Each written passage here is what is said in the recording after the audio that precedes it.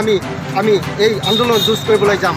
আৰু এটা কথা সুকীয়াই দিবলৈ বিচাৰিছোঁ, ধৰ্মেন্দ্ৰ সোণোৱাল অসম শিক্ষামন্ত্ৰী ডাঙৰীয়া তেখেতসকলক কৈছোঁ যে আমি যেতিয়ালৈকে আমাৰ অখিল গগৈ ডাঙৰীয়াক যেতিয়ালৈকে বিনা চৰ্তত মুক্তি দিবলৈ নোখোজে, মুক্তি দিব লাগিব, আৰু নহ'লে আমি তেতিয়া দিল্লীলৈকে আমি আন্দোলন কৰিবলৈ যুঁজিম।